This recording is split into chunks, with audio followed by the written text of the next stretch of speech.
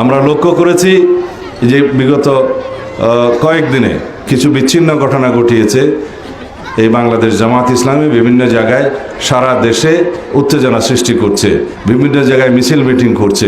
উদ্দেশ্য হচ্ছে তারা যেন নির্বাচনকে প্রশ্নবিদ্ধ করতে পারে। কিন্তু যেখানে আইনশৃঙ্খলা পরিস্থিতির অবনতি হবে সেটা সরকার দেখবে, নির্বাচন কমিশন দেখবে, স্বরাষ্ট্র মন্ত্রণালয় দেখবে, আইনশৃঙ্খলা রক্ষাকারী বাহিনী দেখবে। প্রতিবাদ জানানোর দরকার, প্রতিবাদের ভাষা প্রতিবাদের মতো হতে হবে।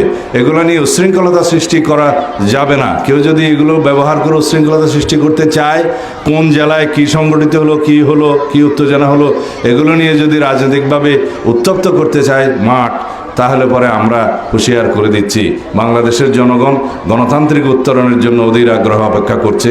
এই গণতান্ত্রিক উত্তরণের প্রক্রিয়াকে যারাই বাধাগ্রস্ত করবে তাদেরকে জনগণ অবশ্যই প্রত্যাখ্যান করবে ইনশাআল্লাহ। বিএনপি যে সমস্ত পরিকল্পনার কথা বলছে এগুলো নাকি অবাস্তব।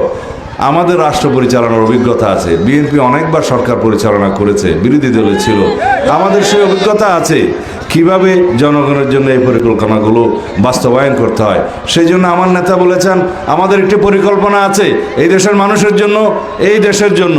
সেই পরিকল্পনা নিয়ে আমরা এগুচ্ছি। আর আমাদের সাথে যারা প্রতিদ্বন্দ্বিতা করছে নির্বাচনে, তারা কেবল এটাই বলছে যে ওই মার্কায় ভোট দিলে জান্নাতে যাওয়া যাবে। আল্লাহ রাব্বুল আলামিন ফয়সালা করবেন হাশরের ময়দানে কে কোথায় যাবে। এই ফয়সালা কি এখন কোনো পার্টি করে দিতে পারে? শুধু দলের নামের শেষে ইসলাম থাকলে তো ইসলাম হয়ে যায় না। তাহলে এখানে যত নুরুল ইসলাম আছে সবই তো ইসলাম হয়ে যায়।